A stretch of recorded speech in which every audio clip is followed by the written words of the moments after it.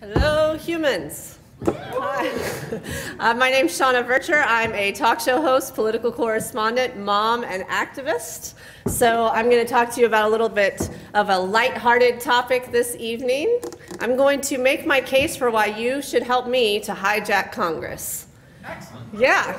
Okay, so I'm going to lay out my case for doing this and show you exactly what my plan is. So when I say hijack Congress, I want to be very careful here to say that I do not mean kidnapping. That is a felony, as some of my relatives are well aware of. I mean that we know that this country is moving in a direction that we're not pleased with. And so what we need to do is seize it, take control actively, and move it in a different path. It wasn't always like this. When we started out, congressional members were a source of pride for this country. You would have people from nearby farms gather in a schoolhouse and say, who can represent my ideas the best? Who can take my beliefs up there and make things better for the people here at home? But now, over 90% of us believe that Congress is moving in the wrong direction. We believe that they've failed. And not only are they not doing their jobs, most of us believe that they're not even trying.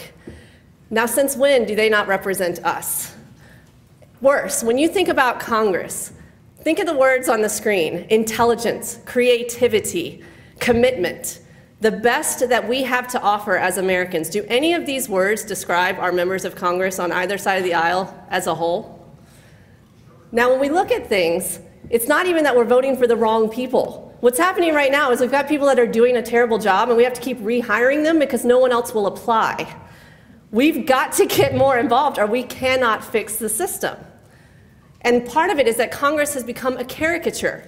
They don't understand that, yes, we want to create jobs, but we also care about working conditions. Sure, we want to secure our borders, but we'd also like to preserve the dignity and the integrity of the people already in them. So surely we can do something where we meet both. I mean, this is the country that invented the internet, put a man on the moon, and for goodness sakes created The Sopranos, one of the best shows of all time.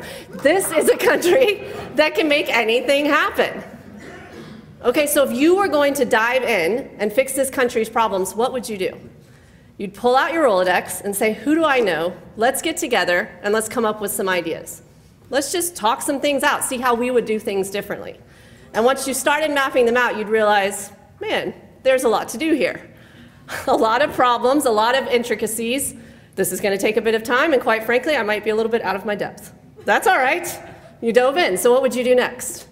You'd go and you'd look for experts in certain fields. You want to solve healthcare, you'd find a doctor. You want to get into education, you'd find a few teachers. You'd make sure that these people are representative, entrepreneurs, moms, people of diverse backgrounds, and you'd say, hey, what do you guys think about us getting together and trying to fix this stuff? Now, this is going to take some time. So what if you take a 2-year sabbatical from what you're doing? I can give you a 6-figure salary, benefits like you wouldn't believe, and oh, by the way, access to pretty much any resource in the world. Does this job interest you? So when you look at this, answer this: why aren't you in this room applying for it? Right now we have uncontested congressional seats in Tampa Bay. No one is stepping forward for these jobs.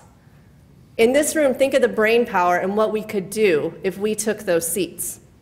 Yes, I love the idea of petitions and protests and absolutely vote and get involved, but right now it's not enough.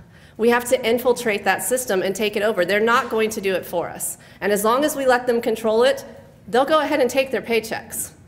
Okay, so we've decided we're taking over Congress. I just took a vote, all opposed. Okay, so how do we do it? Right? How do we take over Congress? Because they have money, they have resources, and they don't want to give it up. Well, first, we need to centralize. We need to make sure instead of everybody trying to do this on their own, we got to find the best people we can. I propose an American Idol of congressional contestants. Let's audition them, put it on television, and actually get to know these people beyond their talking points. Let's go to the different towns and ask all of the workers who is out there that best represents us. Then let's centralize the different nuances of the campaign so they don't have to be political science majors to do this. Infiltrate pop culture so more people start talking about this stuff, and be smart with how we're using our media. We've got to stay focused on our job and recognize these divisive tactics. Woman versus man, upper versus lower class, blue collar versus white collar. We're not going to fall for that anymore. That's a commitment we can make. And then we can celebrate the fact that these differences are going to mean new ideas and new perspectives that we bring to the table, that this is actually going to make us better because someone's going to think of something that I can't. So I want them at that table. And above all, we're going to trust that this is going to work, that this was not the way that this country was designed. We can do better than this, and we got to trust in each other that we all want better. And by doing that and coming together and actually believing in this system and getting up and not waiting for someone to do this for us, we could actually take this thing. There's a saying that you only live once, but if you do it right, once is enough. I propose that it's time for us to stand up and become leaders and stop sitting back and hoping that one emerges for us.